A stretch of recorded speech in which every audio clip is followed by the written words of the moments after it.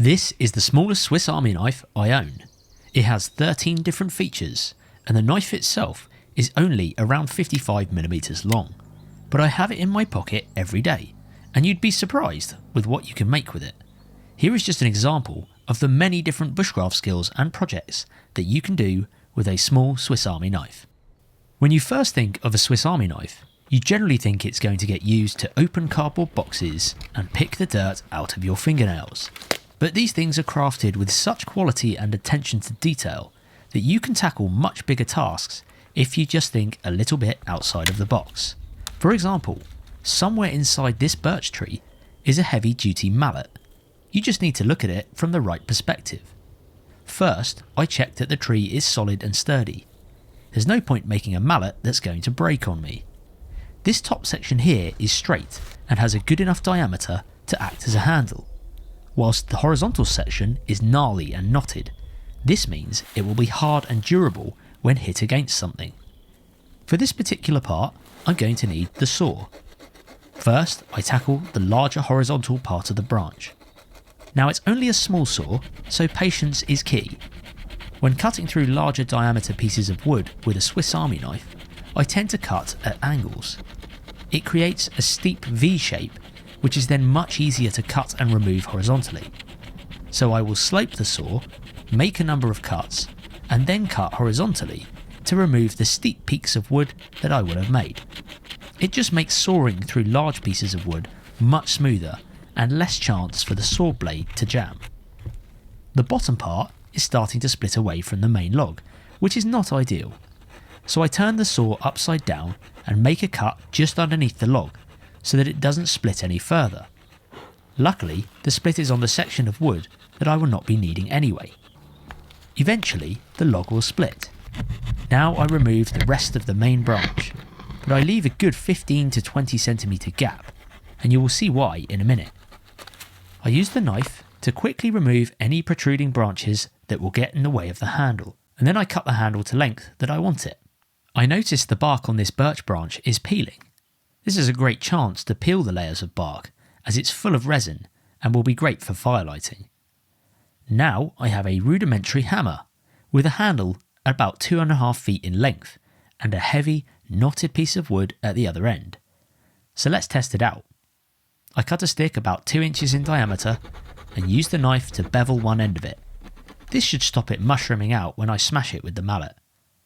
A couple of light taps with the mallet gets the stake level in the ground, and once it's in well enough, I can double hand the hammer and put much more force into it. It works really well, and because the hammer end is such a knotty piece of wood, it barely gets any damage to it. Unfortunately, my camera microphone lost audio at this point, so you can't really hear the awesome noise that the mallet is making, but it does the job really well. With a little bit of work with the folding blade, I can turn this mallet into a pickaxe. This is why I left the opposite end slightly longer, so that I can have 2 tools on one stick. I just carve away the rounded end of the log into more of a spade shape, being careful not to make it too thin, otherwise it will snap. Most of the material is removed from the inside of the branch so that it can scoop out dirt when it hits the ground. And now I have a pickaxe, or a mattock really on one end, and a hammer on the other. The pickaxe worked great, removing dirt and debris with ease.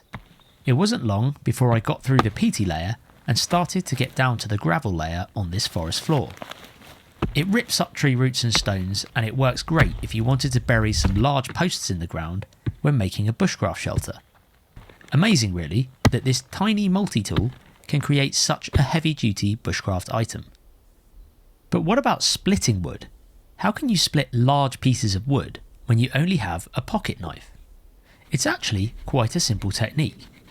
I cut off a length of that birch branch that I used for the hammer and the pickaxe, roughly about 5 centimeters in diameter and around 15 centimeters in length. Then I used the knife to taper off the round edges of the stick to make a wedge shape. I tidy up the edges, and then on the opposite side of the stick, I bevel the edges like I did with the large stake earlier. Now I need to cut a log to split. This tree here is about the maximum diameter this little knife could cut. So I start making the horizontal cut, and I'd start to angle and cut again. After a while, I finish off cutting it from the other side. Again, patience is key when you're using the saw of a small pocket knife. Eventually, the log splits. Then I make another cut further down to create the log that I want to split. Now, this little knife is far too small to batten through a log this size, and normally, with a fixed blade knife, I would batten with the knife horizontally. However, these styles of knife have a mechanism inside which enables you to fold and unfold the knife blade. If I batten it with it horizontally, this will put a lot of strain on the mechanism and possibly break it. So I fold it to 90 degrees and place the blade so that it's flush against the log. Then I gently batten it down until it reaches the depth of the blade. Now I do the exact same thing on the opposite side of the log. This has now formed a line which cuts right through the middle of the log. Now I use the wedge and gently tap it into the gap made by the knife. Once it is securely in, I can take a step back, grab the large hammer that I made and swing down with a bit more force to split the log. Obviously, it's nowhere near as efficient as an axe, and it's far more time consuming, but the point of this video is to show you that it can be done with just a small pocket knife. Another fun bushcraft project that you can do with a Swiss Army knife like this Victorinox Evo wood is to craft a stool. Just find 3 sticks of equal diameter, no larger than the thickness of your wrist. Cut the sticks to equal length with the saw. Then you need to lash them together with some cordage.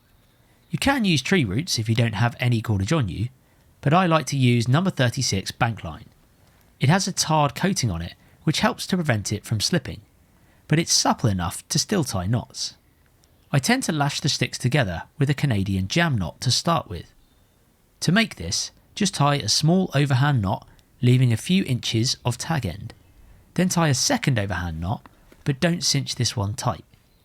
Wrap the cordage around the 3 sticks and feed the working end through the open loop of the second overhand knot. Then cinch the knot down tight and ratchet it back and forth until the knot pinches. Now you can make the lashing. I wrap a few more times around all 3 sticks, and then I make a few vertical wraps around the horizontal wraps. This is called frapping. Then I pull it all tight and tie it off against the short tag end that I made earlier. Now, fold out the sticks into a tripod shape and wedge the legs into the ground as much as you can so that it remains secure. For the seat itself, you could either use a large flat stone or improvise one by using some round sticks or split firewood like the log that I split earlier. It just needs to be flat enough to be comfortable to sit on. The silver birch tree has so many incredible uses in the bushcraft world. As I mentioned earlier, the bark is full of resin and has brilliant firelighting properties. In the spring, you can tap the tree and gather birch sap to make a refreshing drink that is full of antioxidants and is a great booster for your immune system. The leaves are high in saponins, which means they can be crushed and boiled up to make natural soap. But another really great property is that the bark can peel off in large sheets, and many things can be crafted from this. For example, this dead birch tree here has plenty of bark peeling off it. I peel off a small strip and then use the scissors on my pocket knife to cut out a rough circle shape. This bark already has a natural bend or scoop shape to it, which means it could be ideal for a makeshift spoon or ladle. Once I have cut out a rough circle or oval shape, I cut off a nearby thin stick and use the knife to make a small split in the end. My main camera cut out of battery at this point, so I had to resort to using my phone for the next clips. With the knife still wedging open the split, I gently folded the bark on itself a little to curve up the edges, and then just pinched it tight by wedging it between the split stick. To make it even more secure, I just made a quick lashing of bank line to tighten the split. Now I have a makeshift spoon. I can use it to eat with, collect water, or stir stews and soups. When I'm done, the outer bark can still be scraped into fine shavings and ignited with the sparks from a fire still, even when it's wet. Dense coniferous forests are often full of trees with many branches coming off of them, even at lower levels such as head height. Using your saw, if you cut one of these branches just underneath where the other small branches fork off, you can create a useful item for your camp when on multi-day trips. If you then cut off all the remaining side branches except one, which should be about 10 centimeters long, then you can take off the material on both sides of one end of the stick to flatten it out. Then get the reamer tool on your Swiss Army knife and begin to auger or drill a hole in the flat side of the stick by just rotating the reamer back and forth. Each time you do this, it will scoop out more material and bore a deeper hole into the stick. Eventually, the reamer will break through to the other side. Now, just feed some bank line or paracord through the holes on each of the sticks and tie these off around a tree. Now you can hang your backpack and other camp items off of the ground, making them easily accessible and keeping them well off the ground if it's saturated. So there's just a few simple tips and tricks that you can do with a tiny Swiss Army knife. If you enjoyed the video, feel free to subscribe and tick the notification bell. There are also more videos just like this in my Wilderness, Survival and Bushcraft Skills playlist. I will put a link to it in the video description below. Cheers for watching, and I'll see you in the next one.